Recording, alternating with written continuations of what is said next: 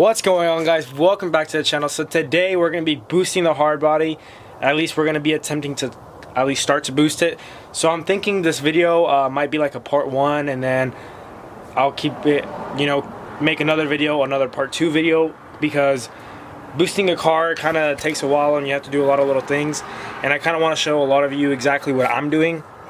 I might even do like different videos, like throwing on the wastegate, throwing on like different little things. I'm not too sure exactly what direction I want to go with this like little series, but I'll show you guys real quick. Right here I have the front end all, it's pretty much just a grill. I got that off. If you guys watched the last video, you saw that I did an AC delete, so there's no more AC. I still need to get rid of the pump, but it's like there's like bolt that is from the bottom that's really hard to get, and I don't really want to get that right now, so I don't really care about that. I got this little intake tube off just for now, but pretty much what I'm going to be attempting to doing today is taking the whole exhaust off and then mounting the turbo manifold on, and possibly the wastegate and the turbo, so I can see where the drain is, because I can't really tap into the oil pan just yet because I don't know exactly where the drain will be. I know it'll be somewhere like around this area, but I'm not 100% sure, so I want to mock it up first before I start doing all that. And then same with the oil feed. I have to figure out where I'm going to run it to, whether it's going to go through the back or through the front. Most likely right over, even though it's going to look ugly, but the turbo is right here. So yeah, I don't really also care what it looks like, but yeah, guys, I haven't really driven this truck in about a month because I've been driving the Beamer, the new daily, around, so this hasn't really been driven. But yeah, I just drove it up and down the street, and for being a stock KA, no mods at all whatsoever. Stock exhaust, stock everything. Got some balls, but needs a little bit of boost, so that's why we're gonna be throwing on. And I have a lot of crap in here, but this is like my radiator support, because right now it's like flexing up and down. That goes right there in the middle to keep it like not from flexing like this up and down. I don't know if that makes sense. I got the manifold right here. Let's see if I can get it out. Oh. I just got a cast iron, nothing fancy, because one, it was the cheapest, and two, for what I'm doing, this is all I really need. I don't need anything crazy, because those tubular ones crack, because my last one that I had cracked, and it had like a huge exhaust leak right here in the header, so the turbo wasn't spooling. In order to crack this, it's going to take a lot more heat, and just, these are more reliable than your tubular style ones. Oh shoot, I can't get it off. And yeah, so here it is. Single cam KA T3 turbo. The turbo's in here, the whole turbo kit. I want to show you guys my address, but yeah, got all the turbo piping in here. Turbo's in here. I'll show you guys that right now, or you'll guys just see it if you wait a little. Pretty cool, comes with gaskets and stuff. But yeah, this is gonna be my oil drain right here. This is what I'm gonna weld into the oil pan. But yeah, first, before we put all this on, we have to get rid of all the stock stuff, so let's take all that off. We got the manifold off, along with the downpipe and the cat's right here. Manifold, the downpipe, and then the cat. Dang gasket. Alright, so when you guys tighten up these studs, I recommend going from the inside out. So, tighten these right here, these first two, and then go down here, and then work your way out. So when it's like this, you could tighten it and then stretch it out, rather than tighten it out here and then have to like push it in, just for like, so your flange doesn't warp as easy. That's just what I like to do. But yeah, now we're gonna get the bolts on there. Alright guys, so this is my wastegate. This is like the little top hat. It goes on top of the springs, and for those of you who don't know, this is what controls your boost. So this goes connected to your manifold right here, and then when it feels like 10 pounds of boost, well, what your springs are set at, then it opens and it allows air to come out through this hole right here, which then, this is pretty much, like I said, what controls your boost. Usually these come with 2 springs, as you can see. This one is pretty weak, it's just a nice soft spring, and this one is, you got to push really hard. So if you have both these springs in there, it's really stiff and it's really hard for the air to come out and pretty much escape your manifold and not go into your turbo. Because if you were to, let's say, weld this shut right here and put this on, you would boost to like 50 pounds of boost, because all the air coming out of your engine would go straight into your turbo and it wouldn't know when to stop. So this opens up when it feels like 10 pounds of boost like that with a little diaphragm, and then the air leaks out and causes you not to over boost and blow your motor. So pretty much what I'm trying to say is, when you get one of these eBay kits, get the wastegate, open it up. Watch out though, because when you take this off, it's gonna shoot up, so have somebody holding it like Nathan was holding it for me.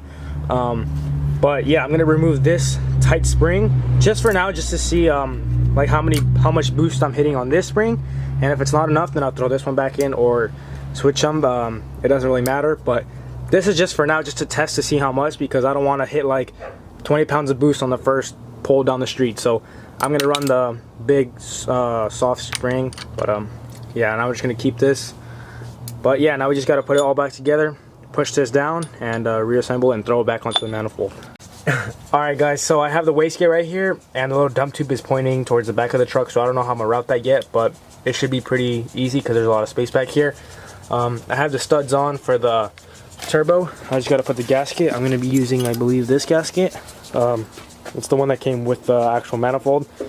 So yeah, it goes on like that. And you want to put the turbo on. Look at this big Johnny, guys. Oh, I might hit that right now. We might have to twist it right now, but got a little problem. This is the next day. Yesterday got pretty late, so we decided to stop.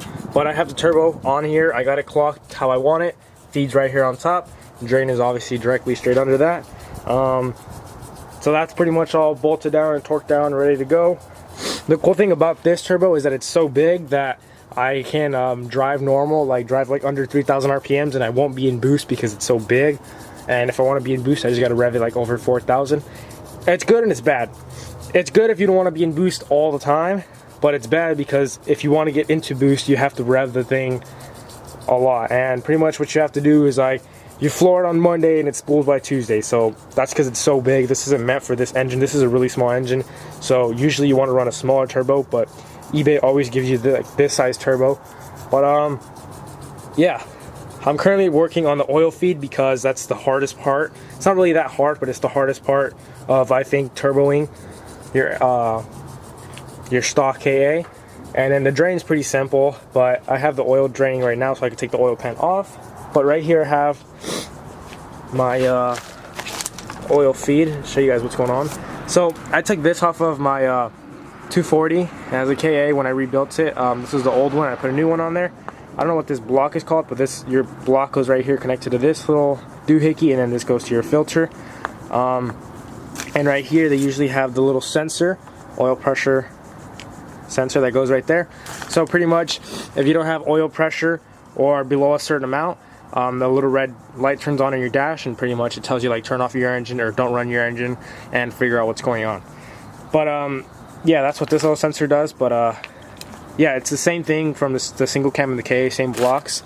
So this is the same sensor off of this truck, and I just took it off, and pretty much what I'm going to be doing is I still want to run this. So I have this, it's not really a T, it's more like because a T would be like this right here, but it doesn't matter, this is fine.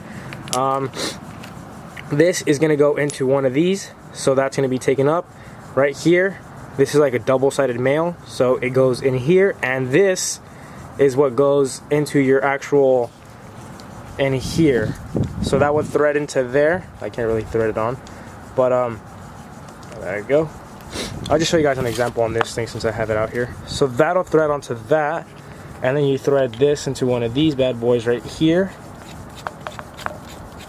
like so. I'm not gonna do it tight, and then your sensor would go right here. So you still have your stock sensor in there, and then your oil feed line, which is right here, would hook up to, oh shoot, this one's pretty hard to hook up, but you hook it up to here, and then oil will come in here, go into your sensor to tell you if you have oil pressure or not, shoot out, go to your turbo, and it also comes with this little block off bolt or plate. You guys probably can't see it because it's not unfocused, but you can see it right there. So there's no hole in it, so you pretty much use that to block it off right there so no oil comes out. And then what's cool about this is if you want, you could remove this in the future and connect the oil pressure gauge right there so you can actually see how much oil pressure you have, which is what I'm going to be doing in the future. But I don't have that with me right now, so I'm just going to plug this up so oil doesn't shoot out of there. And then, yeah, just throw all this doohickey back onto the truck, and then I'll show you guys the turbo portion, or the portion that goes into the turbo right now. Alright guys, I can't really show you too much because there's a mess under there and I can't really get under and show you guys. I could barely see with my eyes and the camera's gonna get harder. But I have the feed right here going behind the power steering line right here. And I would like to run it like this under all this mess, under the intake manifold, around the engine, and then a little 90 into the turbo. But this kit only came with this short line, and this is all I could do right here. I know it looks ugly, but my other truck had it like that. It worked fine. It's just, like I said, it doesn't look as pretty and as nice. But then again, this truck isn't going to look nice, so it doesn't really matter. And then for the other portion of the feed, the actual part that's going to go into the turbo, is going to be using this little guy right here that's going to go to the hose. And then right here, the hole was like super small, so I drilled it. Let me see if I can get a good focus.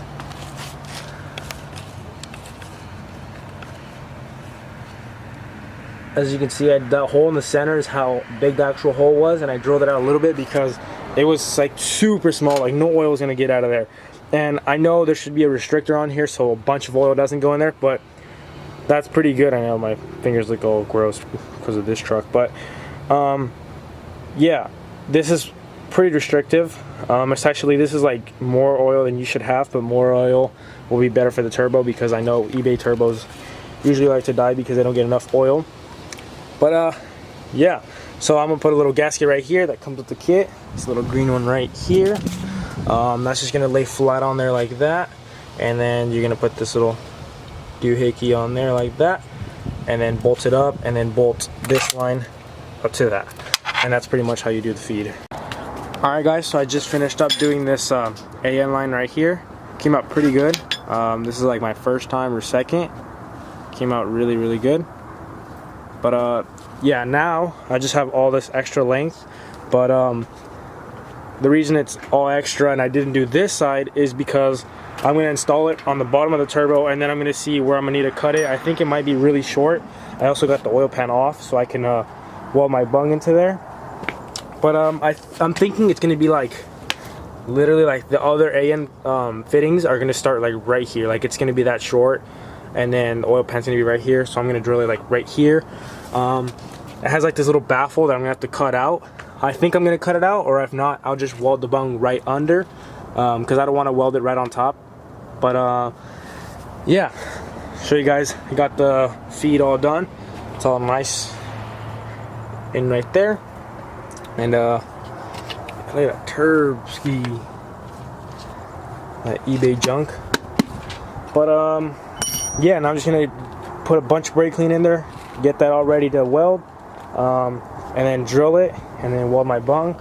The bung I'm going to be using is, I believe, somewhere back here. Oh, right here. Let me see. I don't have my light on right now. But yeah, it's just this old thing I have right here that goes into this, which is like a double male, like the one I used earlier. And then it goes into the AN lines, and then this will go into the actual hose.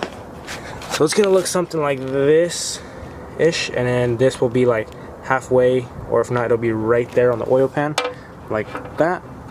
But yeah, the oil drain isn't that crazy. Like, you don't need to have this like super tight. I did this one like flush and like good, like perfect. But even then, it doesn't need to be like that because there's like not really any pressure in here. It's just pretty much all the gravity, like all the wasted oil that just coming out of the turbo, just kind of flowing down. It doesn't really be all sealed perfectly. This one, the bottom one, does, because it could drip out the sides. But either way, I'm gonna do it fine. I'm just letting you guys know.